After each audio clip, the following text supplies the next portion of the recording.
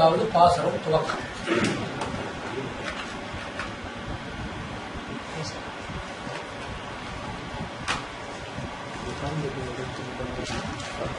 வது பாசுரம் துவக்கம். குத்து விளக்கெரிய கோட்டுக்கால் கட்டின் மேல் என்று ஆரம்பிக்கிறார்.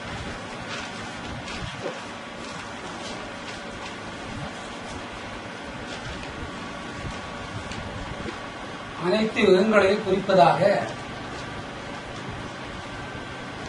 திருத்தாயுகம் துவாபரயுகம் கலியுகத்தோடு கூடினதாக வாக்கியத்தை அமைத்துவிட்டார். 17வது பாசுரத்தில் அம்பரமே தண்ணீரில் சோலையேறாள். பெண்கள் காலையில் அதிகாலை 2 மணிக்கு இந்த பாசுரம் சொல்லும்போது அற்புதமான பலன் உள்ளாள். அங்கே சோரே என்று குறிப்பிட்டு இறைவன் அந்தர்யாமியாக இருக்கிறார் என்று சொல்லிவிட்டார். அடுத்து 18ஆம் பாசுரத்திலே நிறுத்து வருகின்ற மதம் பிடித்த ஏனையை கொள்பவன்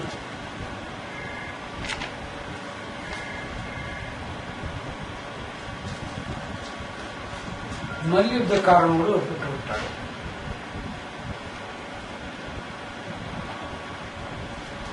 மல்யுத்தக்காரனோடு ஒப்பிட்டு விட்டார். இங்கே ஒரு ஐயம் பிறக்கும். இந்த மல்யுத்தத்திலே ஜெயித்த பலன்களை நந்தகோபருக்கு காணிக்கையாக கொடுத்து விட்டார். இப்பொழுது 18ஆம் பாசுரத்தின்படி கண்ணன் தெய்வத்தன்மை இழந்ததாகவும் ஒரு மல்யுத்தக்காரனாகவும் ஒரு மதம் பிடித்த யானையை கையால் தூக்கி முஷ்டியில் அடித்து கொன்றதாகவும் வரிசைப்படுத்திவிட்டார் ஆண்டார். இங்கு அடுத்து கோழி இரவில் கூவுவதாக சொல்கிறாள். சேவல் கூவுவதாக சொல்லவில்லை. அதற்கு பொருளும் உரைக்கின்றாள். சராசரி மற்ற பெண்கள் ஆண்டாளை எழுப்புவதாகவும் பாசுரத்தின் சாயலில் உள்ளது. இதுவரை ஒரு பெண் மற்றொரு பெண்ணை எழுப்பி ஆண்டாள் எதிர்க்கும் மற்ற பெண்களை எழுப்பி மறுதிருவுக்கு போகும்போது தன் தோழிகளை மற்ற பெண்கள் எழுப்புவதாக பாசுரத்தில் உள்ளது. உண்மைதான். 18வது பாசுரத்தில் மல்யுத்தக்காரனோடு ஆண்டவரை ஒத்துக்கொள்கிறார். யுத்தக்காரன் என்னும் போது மனம் பக்தியில் தவழாது. மனம் பக்திக்குள் தழுவாது. மனதில் நிலை தடமாற்றம் ஆகும். இது போன்ற ஒரு ஆண் திருமணத்திற்கு பின் கிடைத்துவிட்டால் வாழ்க்கை சிறப்பாகுமா? மல்யுத்தக்காரனோடு வாழ முடியுமா? மல்யுத்தம் பண்ணக்கூடியவர் அதிக கோபக்காரனாக இருக்கக்கூடும். மல்யுத்தம் பரவாயில்லை. மேற்படி யானையை பறக்கிறவனோடு வாழ்க்கை வாழ இயலுமா? இந்த 30 பாசுரங்களை நாள்தோறும் பாராயணம் செய்தால் கண்ணுக்கும் மனதுக்கும் இணைய கணவன் திருவரங்கத்து அரசன் போல் அமைவான் என்பது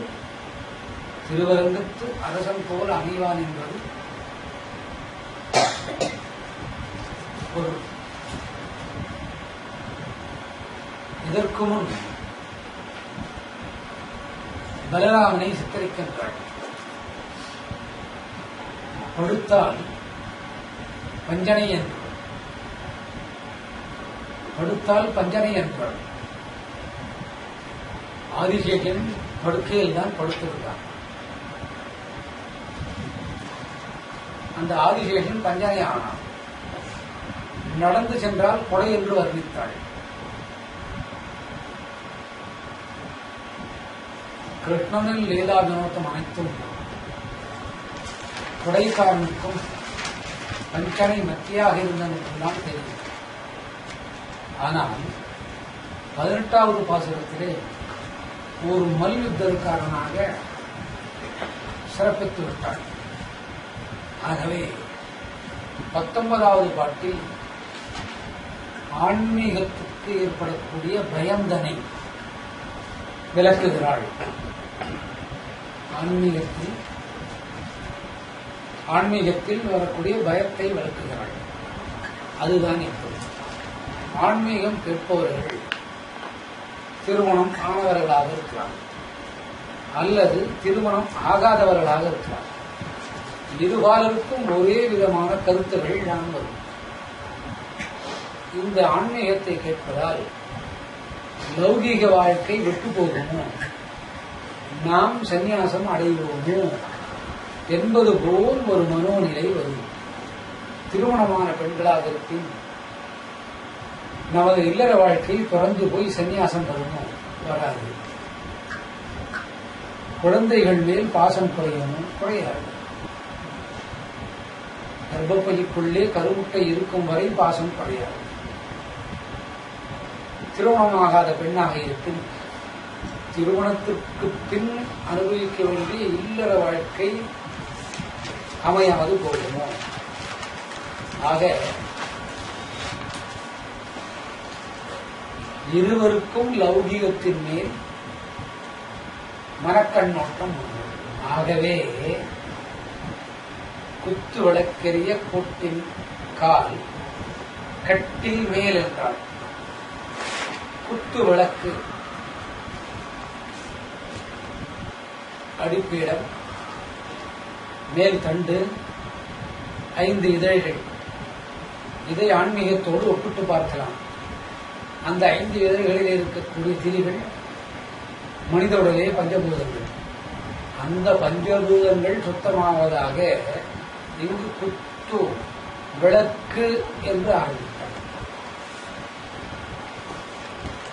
அந்த காலத்திலே குத்து விளக்கு எரியக்கூடிய இடம் முக்கியமாக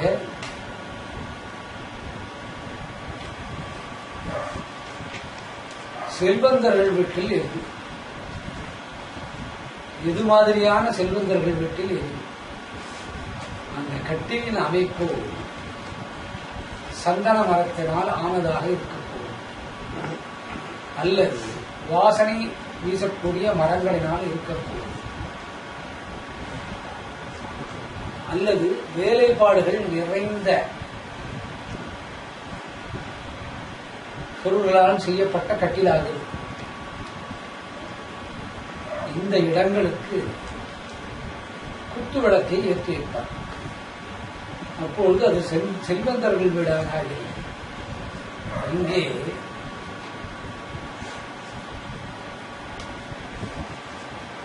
கோட்டுக்கால் என்பது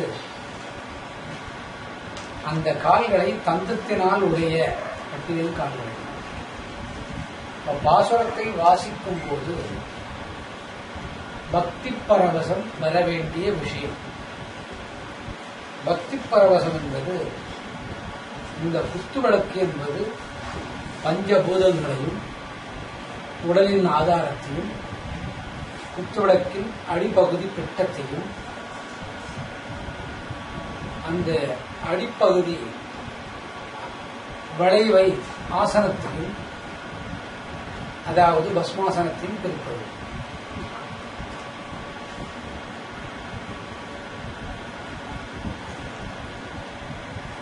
மலஜல நீர் ஓட்டிக்கு மேல் வரக்கூடியது குத்துவிளக்கின் தண்டுகள்.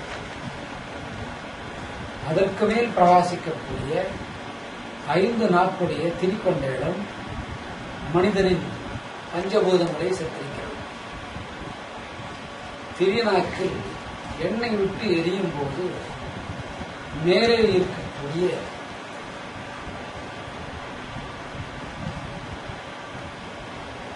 துணி தைக்கும் ஊசியின் இடையே இருக்கக்கூடிய ஓட்டை போல் மேல் ஒரு பாகம் பொருத்தப்பட்டிருக்கும். அதுதான் சிரசில் இருக்கக்கூடிய ஓஜஸ். அந்த நோக்கத்தோடு தான் இந்த பாசுரம் புனைக்கப்பட்டிருக்கிறது. குத்து வளர்க்கிறிய கோட்டின் கால் கட்டில் மேல். கட்டில் மேல் என்பது கட்டிலின் மீது மெத்தென்ற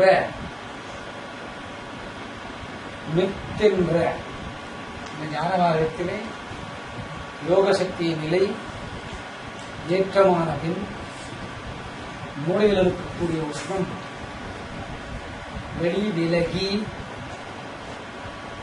மூளையின் தன்மை மிருதுவாகி அந்த நிலைக்கு பஞ்ச சயனத்தில் இறைவன் இருப்பதாக பொருள். இறைவனும் இறைவியும் இருப்பதாக பொருள். ஆனால் இதற்கு முன் பாசுரத்தில் இறைவனை மல்யுத்தக்காரன் என்றார். சாதாரண மல்யுத்தக்காரன் அல்ல. மல்யுத்தம் என்பது ஒரு மதம் பிடித்த ஏனையின் பெடலை அடித்து நொறுக்கி தன் இருகைகளால் தூக்கி வீசி எரிந்து இரண்டாக பிளப்பவன் என்பது பொருள். பாசுரம் வாசிக்கக்கூடிய பக்த கோடிகளுக்கு கண்ணனின் மேல் சற்று பயம் கலந்த ஞானம்தான் வரும். அந்த ஞானம் வருவதற்கு முன் அந்த பயத்தை விளக்குவதற்கு இந்த பாசுரத்தை காண்பிக்கிறார். மெத்தென்ற பஞ்சசயனத்தில் என்று சொல்லும்போது இறைவன் பஞ்சசயனத்தில் இருக்கிற போது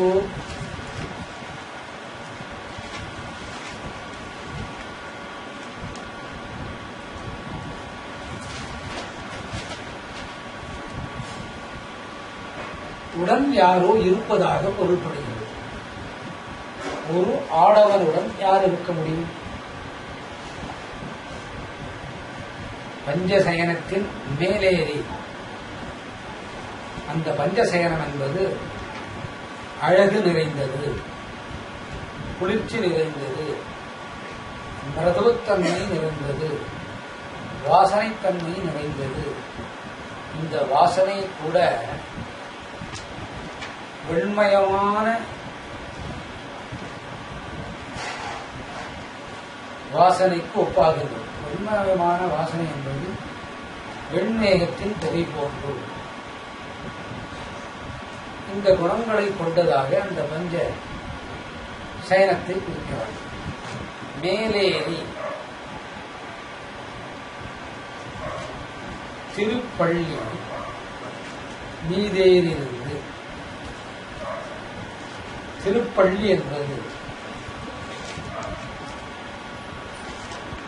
தலைவன் தலைவியோடு உறைதல் என்பது பொருள். தலைவன் தலைவியோடு உறைதல் என்பது பொருள். தலைவன் தலைவியோடு தான் உறைய வேண்டும். இதில் வேறு குற்றம் ஏதும் இல்லை. பூமி சுழற்சியிலே இரவும் வருகிறது, பகலும் வருகிறது. இது சூரியன் குறைவோ பூமியின் குறைவோ அல்ல. தலைவன் என்று சொல்லும்போது தலைவருடன் பஞ்ச சயனத்தில் தான் இருக்க வேண்டும். அதுவும் மேலேறி என்ற வாசகத்தை சொல்லியிருக்கிறார். இறைவனும் இறைவையும் அனந்த சயனமான திருப்பள்ளி எழுச்சியில் இருக்கிறார் என்பது இங்கே திருப்பள்ளி எழுச்சி என்பது ஜீவம் வந்து பரத்தை தழுவிக்கொள்ளும் நிலை. ஜீவம் பரத்தை தழுவிக்கொள்ளும் நிலை. மேலான பொருள் படும்படி ஆண்டாள் இந்த பாசுரத்தை உரைத்திருக்கிறார். இருப்பினும் 18வது பாசுரத்திலே இவனின் மல்லன் யுத்தக்காரன் என்று சொல்லிவிட்டார். ஞானத்தின் குணம் குறைந்தது போல் தென்படுகிறது. இந்த ஜீவம் என்பதை ஆண்டாளாக சித்தரித்து விட்டாள். ஏன் ஆண்டாள் என்ன லட்சுமியாகவே வைத்துக் கொள்வது.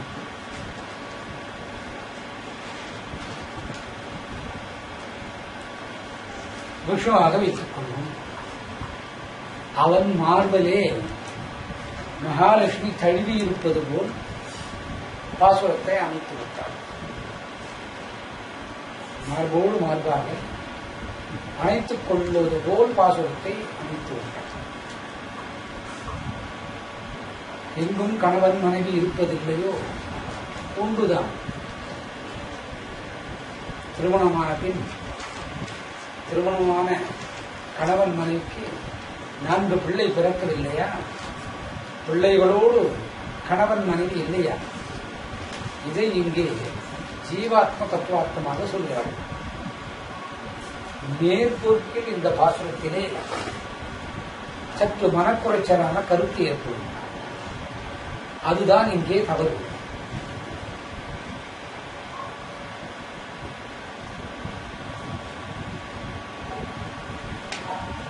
கொத்தலர் பூங்குழல் நப்பின்னை கொங்கை மேல் மேலேறி படுத்த ஆண்டாளின் அல்லது மேலேறி பஞ்சசயனத்தின் மேலேறி பகவான் உடன் உறைந்த ஜீவத்தின் நிலையை லட்சுமியாக பாவித்து அந்த லட்சுமியின்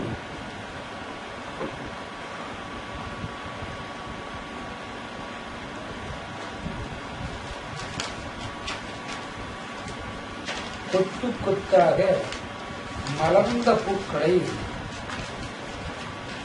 தலையிலே சூடிய கூந்தலும் அழகுடையாய் என்பது இங்கே தத்துவ விசாரத்தைப்படி பாருங்கள். கங்கை வர வேண்டும் என்று பகீரதன் தவம் கடந்தார்.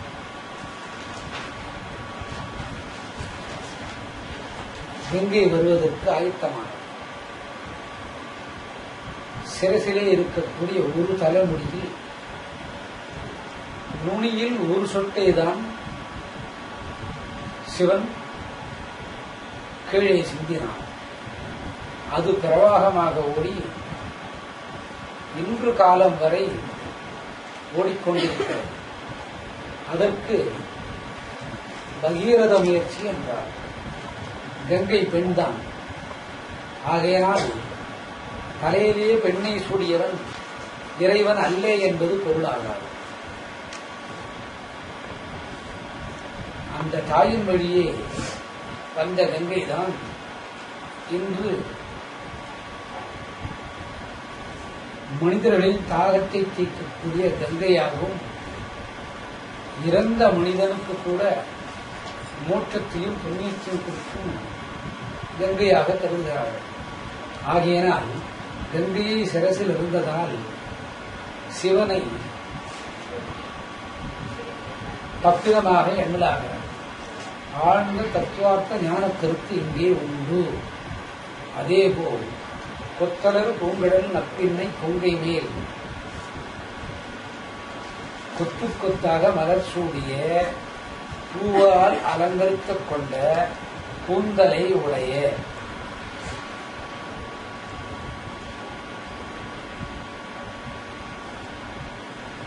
அந்த கூந்தலை சேவித்தோமானால்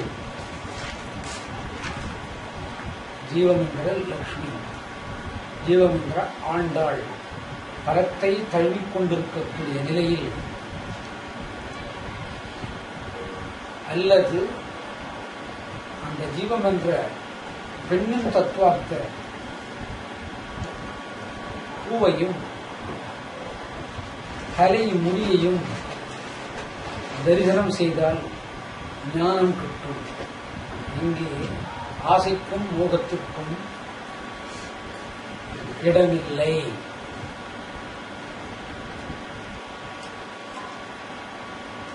கருத்து வேறுபாடு வரலாம். ஞானத்தின் உட்கருத்து தெரியாத போது ஞானத்திலே வேறுபாடு வரும். அதுவும் கருத்து வேறுபாடு வரும். இங்கே மெய்ஞான அறிவை ஜீவனுக்கு ஆண்டாள் காட்டிக் கொள்கிறாள். ஏன் தன் பிள்ளைக்கு பெண் பார்த்து மனம் முடித்தால் சாந்தி முகூர்த்தம் வரை தாயும் தகப்பனும் காத்திருப்பதில்லையோ, மனித குலத்தில் நடக்கின்றதோ அல்லவோ அந்த கூந்தலை தரிசித்த பின் மெய்ஞானம் பிறக்கும். அந்த பூவின் அழகை தரிசித்த பின் மெய்ஞானம் பிறக்கும். இங்கே மறைமுகமாக குருக்கடலும் தீர்ந்தது, தெய்வ கடலும் தீர்ந்தது. மற்றும் ஒன்றது பித்ருக்கடனை சொல்கிறார். பித்ருக்கடன் நாம் நல்ல உபாயத்தை செய்தோமானால் நம் கைகளுக்கு வரக்கூடிய புஷ்பம் ஓரறிவு புஷ்பம் நன்மை உள்ளதாக வரும். அதை பூஜை செய்ய உபயோகிக்கப்படும் போது அந்த புஷ்பம் அம்பாளின் பாதத்திலே விழுமையானால், விழ வைப்போமானால் அது சிரசிலே ஏறிக்கொள்ளும். அந்த சிரசில் ஏறிய புஷ்பத்தினால் பிதருக்கு கொடுக்க வேண்டிய கடன் தீருகிறது. இந்த ஜீவத்தை ஆண்டாளையும் லட்சுமியும் மையமாக வைத்து இந்த பாசுரம் அமைக்கப்பட்டிருக்கிறது.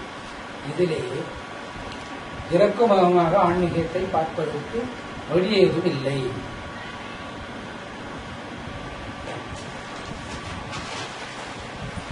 நப்பின்னை பிராட்டி, சாய்ந்திருக்கக்கூடிய பெண்ணை நப்பின்னை பிராட்டி என்கிறாள்.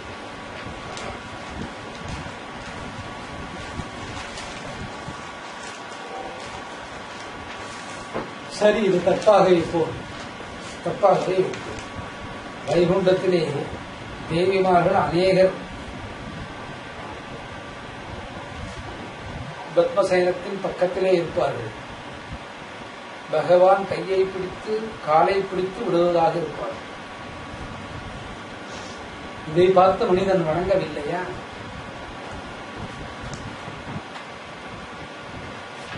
இந்த காட்சிதானே குருவாயிலும் கற்ப கிரகத்திலே குழந்தையாக இருக்கிறார். வெளிப்பிரகாரத்தில் சுற்றி வரும்போது பாருங்கள், இந்த தத்துவார்த்தம் அங்கே இருக்கும்.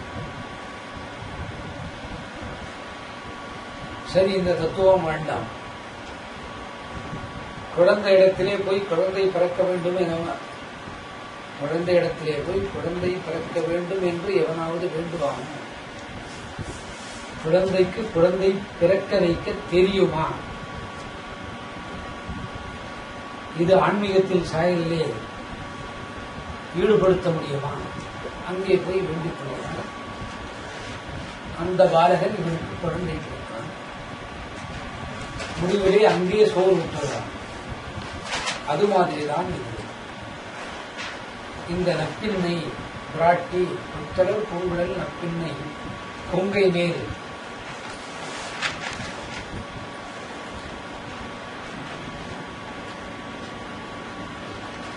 ஜீவம் என்கிற பெண் தனது மார்பகத்தோடு இறைவன் மார்பகத்தை சேர்த்து அணைத்துக் கொள்கிறாள்.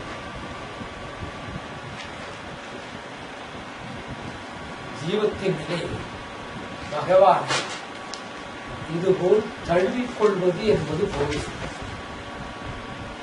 அற்புதமான ஞான தத்துவம் வாய்ந்த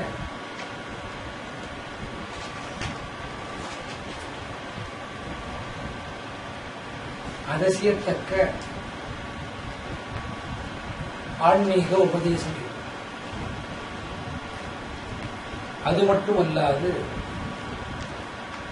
ஒரு சமயம் இறைவன்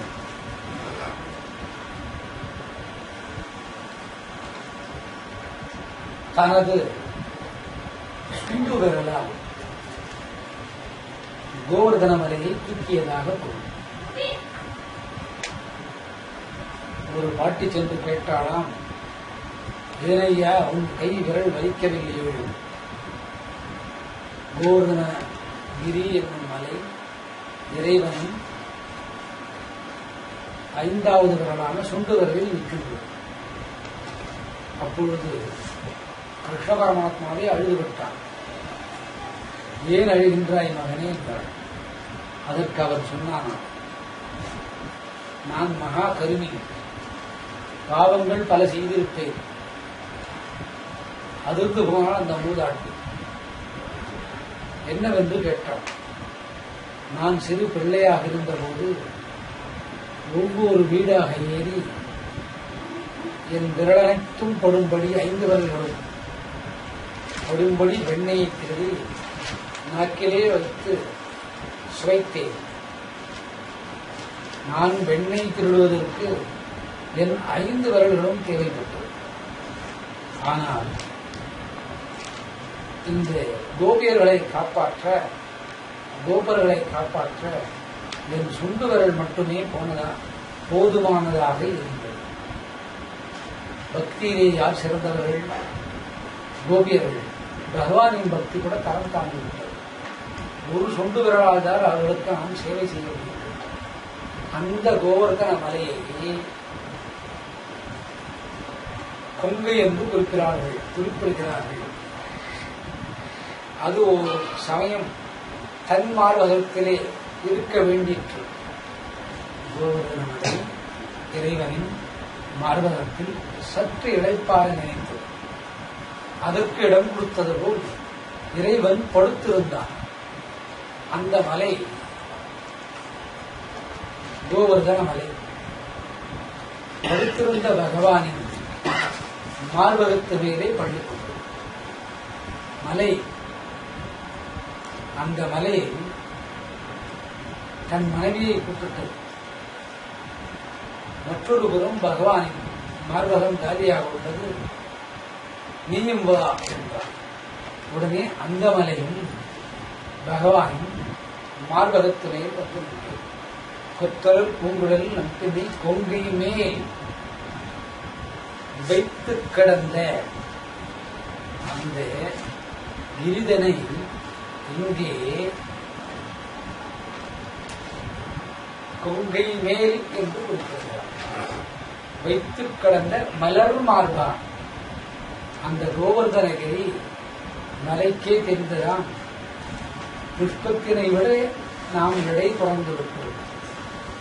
அவன் மார்பகம் அவ்வளவு மென்மையாக இருந்தது. யாருடைய மார்பகம்? கிருஷ்ணனின் மார்பகம்.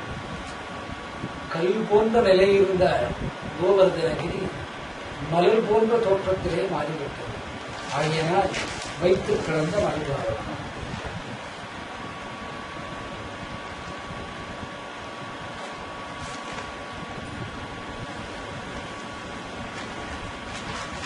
இதை ஆண்டாள் பாசுரத்திலே இருக்கிறார். அந்த மலை மேல் இருந்ததால்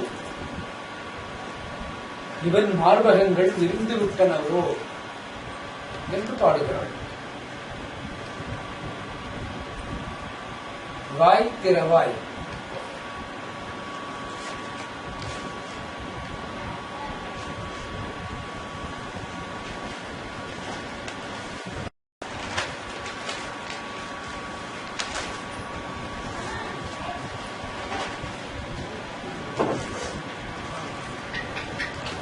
வாய் திறவாய். வாய் திறவாய் என்பது இந்த மலையானது இறைவனின் மார்பகத்திலே பள்ளி கொண்டிருந்ததனால் இருவரும் ஆனந்தித்தனர். யார் இருவரும்? பகவானும் மலையும்.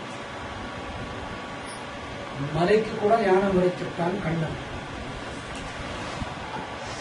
நெல்லுக்கும் நிற்பான், ஏனையும் பிளப்பான், அதற்கும் ஞானத்தை அளிப்பான், மல்யுத்தக்காரன் என்று பெயரெடுப்பான். அல்லாது ஏனையை விட எடையிலும் அளவிலும் உயரத்திலும் பருமனிலும் படுத்திருந்த மலைக்கு கூட ஞானம் உரைத்திடுவான் என்று சொல்கிறாள். இந்த ஞானம் உரைக்கக்கூடிய வேளையிலே வாயை திறவாது ஆனந்தித்து கிருஷ்ணன் படுத்திருந்தான். ஆகவே தோழிவார்களும் நப்பின்னையும் வாய் திறவாய் என்றார்கள்.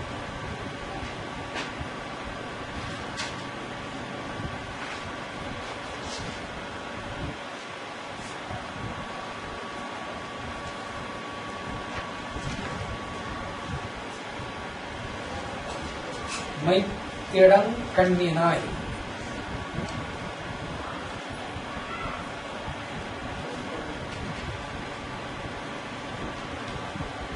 மைத்தீட்டிய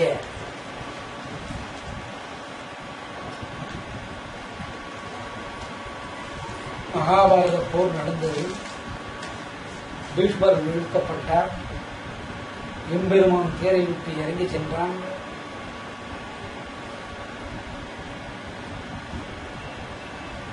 பீஷ்மர் பக்கத்தில் நின்று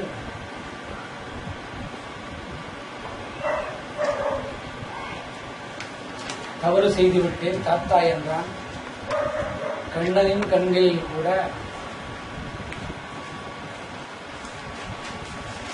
இரு கண்களிலும் இரு சொட்டு கண்ணீர் நின்றது.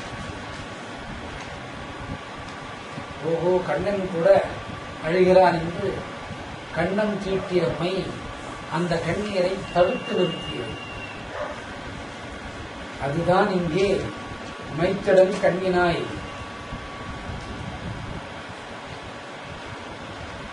இரு பாலர்களையும் குறிக்கிறது. பெண்பாலர்களிட்ட மையம், கண்ணன் தரித்த மையம் குறிக்கிறது. மை என்பது கருவிரல்.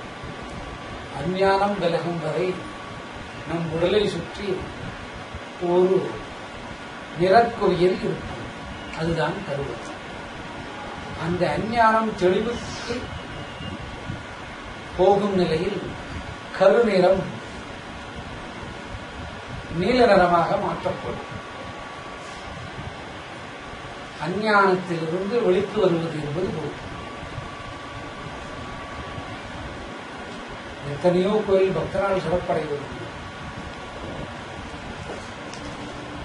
ஏன் உங்கள் வீட்டில் இருக்கக்கூடிய வண்ண தொலைக்காட்சியை எடுத்துக் கொள்ளுங்கள்.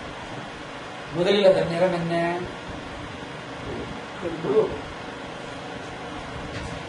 அதற்குள் எத்தனை நிறம் பின்னே வருகிறது. அதனால் இறைவனுடைய கண்ணனையும் இறைவனுடைய திருக்கண்களையும் இறைவியோட திருக்கண்களையும் குறிப்பதாக பொருள் எடுத்துக் கொள்ள வேண்டும். நீ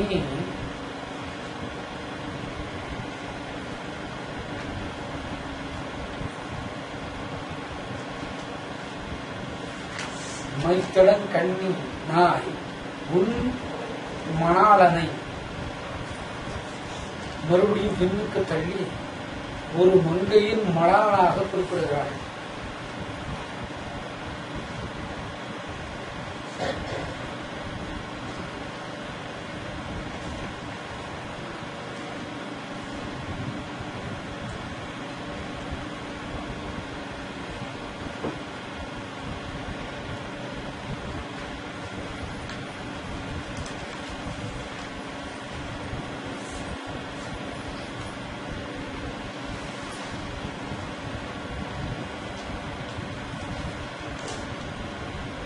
மைத்திரன் கண்ணில் உன் மணாளனை எத்துணை போதும் ஒரு க்ஷணம் கூட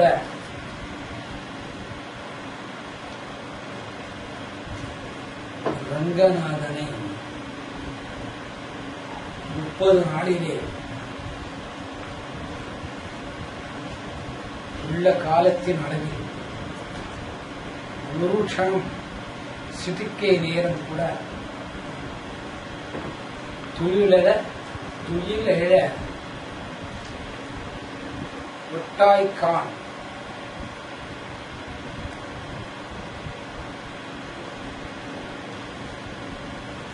தூக்கத்தை விட்டு எழுந்திருக்க விடுவதில்லை. இந்த வாசகத்தின் மகத்துவத்தை பாருங்கள். எழுப்ப சென்றவர்களுக்கு திடுக்கிட்டார்கள். படுத்திருக்கும் கிருஷ்ணனை எழுப்புவதற்கு கூட பிரச்சனை வந்துவிட்டது. லக்ஷ்மி அவனை தூங்க வைக்குமாறும் தொழில் எழாதவாறும் செய்வதாக பாசுரத்திலே பயன்படுகிறார். இங்கே ஆண்டாள் ஒரு க்ஷண பொழுதும் தூக்கத்தை விட்டு எழுந்திருக்க விடாதது போல் எத்தனை போதும் துயில ஒட்டாய்கான்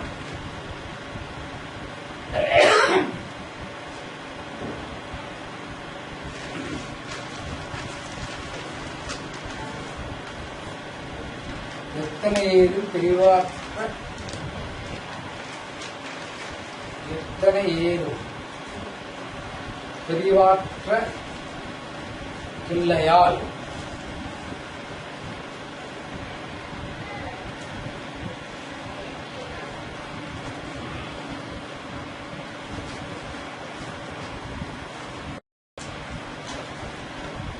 அதாவது எம்பெருமானோட பிரிவை ஒருபொழுதும் அனுமதிக்காத ஆண்டாள் என்பது பொருள்.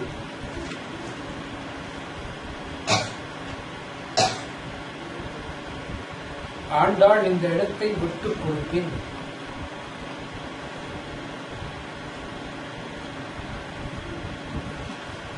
மற்ற கோபியர்கள் இறைவனை தொழ முடியும்.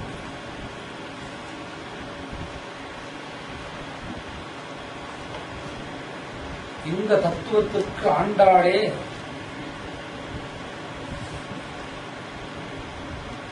இடையூறாக இருக்கலாகாது என்பது போல், அல்லது லட்சுமியே இருக்கக்கூடாது என்பது போல் பாசுரம் புனைந்திருக்கிறார். தத்துவம் அன்று அகவேலோர் அம்பாவார். ஒரு க்ஷணப்போதும் இறைவனை தெரியாது லட்சுமியோ ஆண்டாளோ இருப்பின் கோபியர்கள் சொல்வதற்கு சற்று குற்ற சுபாவனை ஏற்படும். என்னென்றாலும் பெண்தானே இந்த பாசுரத்தை பயந்திருக்கிறாள். மற்ற பெண்கள் இதை படிக்கும்போது சற்று மனமயக்கம் ஏற்படும். இந்த மனமயக்கத்தை தவிர்க்கவே ஜீவன் பரத்தோடு நேருக்கு நேர் ஆலிங்கனம் செய்வது போல் பாசுரத்தை அமைத்திருக்கிறார். இதிலே காம குரோத லோப மதமாச்சரியத்துக்கு இடமில்லை. பாசுரத்தின் நிலையில் பொருளை குறைவாக எடுத்துக்கொண்டால் குறை தெரியும். இங்கே அந்த குறைதலுக்கு இடமில்லை. மற்றும் ஒரு விசேஷ விளக்கம், இறைவன் இறைவியோடு சேவிப்பது உச்சிதமானது. அது தத்துவார்த்த ரீதியான பொருள். பாசுரத்தை பாடக்கூடிய மங்கையர்கள் நோன்பிற்கு பின் திருமணமானால், திருமணம் ஆன பின் ஆணும் பெண்ணும் சென்று நப்பின்னையும் அரங்கனையும் சேவிக்க வேண்டும் என்பது பொருள். இங்கே ஆண் பெண் தத்துவ விசாரம் விலகி இருவரும் ஜீவமாகின்றனர். ஆணின் உடலிலே இருக்கக்கூடிய ஜீவத்தை கூட பெண்ணான மனையாள் மூலம் பரத்திலே சேர்க்க இயலும் என்பதுதான் இங்கே உள்கருத்து. மல்லன் ஞானத்தையும் அடித்து விடுவான். மல்லு கட்டிய கண்ணன், மத்தகத்தை பிளந்த கண்ணன் ஞானமளிக்க தன் நப்பின்னையும் லட்சுமியையும் பக்தர்களுக்காக பயன்படுத்திக் கொள்வான். இங்கே விகாரம் இல்லை, விசாரம் மட்டும்தான் இந்த சுலோகத்தில். நல்ல ஒரு பெண் ஓர் இரவு கூட திருமணத்திற்கு பின் தன் தாய் வீட்டில் தங்கியிருக்க மாட்டாள் என்பதுதான் இதன் பலனை பாருங்கள். திருமணமாகாத பெண்களுக்கு இப்பாசுரத்தின் வழியே திருமணம் போகும்.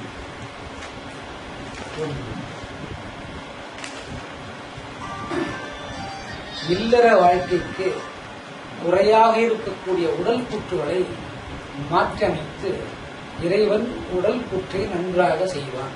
2. 3வது, அவர்களின் இல்லறத்திற்கு ஏற்ப உடலின் தன்மைகள் அமையும். 3. மேற்படி விதைகள் வீரியம் இழந்திருப்பின் இந்த பாசுரத்தினால் அந்த விதையின் வீரியங்கள் கிடைக்கும். மருத்துவத்தினால் ஒன்றுனாகாது. அந்த விதையில் கூட லட்சுமியும் விஷ்ணுயும் அரங்கேறினால்தான் அந்த விதைக்கு வீரியம்.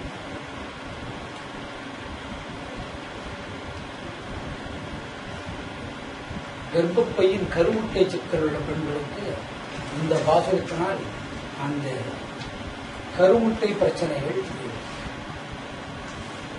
சரி, திருமணமானது, பிள்ளை பேரு உண்டானது, ஏதோ ஒரு கிரக சேஷ்டிகரால் பிரிந்துவிட்ட கணவன் மனைவி மீண்டும் செய்கிறது. ராகு கேத்துகளால் ஏற்படக்கூடிய மாங்கல்ய குறைகள் விலகும். புதன் கிரகத்தினால் வித்தையில் பொருள் ஈட்டும் வழி இருக்கக்கூடிய பிரச்சனைகள் தீரும். பொருள் வரவு உண்டாகும். சிறு பாலகர்களுக்கும் பாலிகைக்கும் மறதித்தன்மை விலகும். கல்வியில் நாட்டம் ஏற்படும். மருத்துவ வழியிலே இருக்கக்கூடிய மாணவர் மாணவியர்கள் நிலை தடுமாறி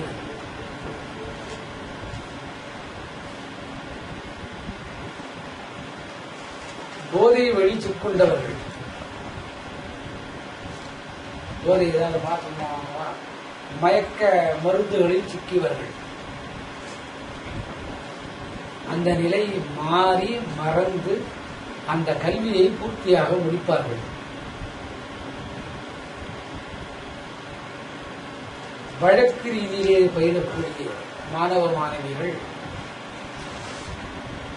பிரச்சனைகளை தவிர்த்திருந்து அந்த பட்டத்தை முடித்து தொழிலும் நன்றாக அமையும்.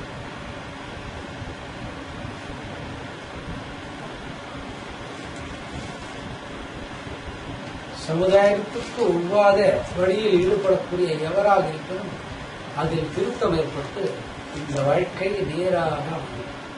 நேராக அமைவதன் பொருள் ஜீவம் பரத்தை செய்வதென்றோ இதுதான் இந்த ஸ்லோகம். இந்த பாசுரத்தில் இருக்கக்கூடிய தத்துவ விசாரம் மட்டுமே இந்த பாசுரத்தில் வரையறுக்கப்பட்டிருக்கிறது. இதிலே விகார எண்ண அலை ஓட்டத்துக்கு வெளியே இல்லை. தத்துவ விசாரம் அதுதான் இந்த 19வது பாசுரம். அற்புதமான பாசுரம். உடலை குத்துவதற்காக ஆண்டாள் சொல்லிவிட்டார். இதுதான் வேறொன்றும் இல்லை. அந்த தகவலை நமக்கு கொடுக்கிறார். தத்துவமன்று தகவேலோர் என்பாவாய். ஜீவம் இறைவனின் மார்பகத்தை தழுவி கூட மாயை அகப்பட்டு திரும்ப லௌகீக வாழ்க்கையை அடையும். அந்த நிலை மாறவே இந்த ஜீவத்தின் தத்துவத்தை பரத்திலே சேர்க்கும் பாசுரமாக அமைந்துள்ளது. அதுதான் தத்துவம் என்று தகவேலோர் அப்பாவா என்று 19வது பாசுரத்திலே பறைசாற்றுகிறாள் ஆண்டாள்.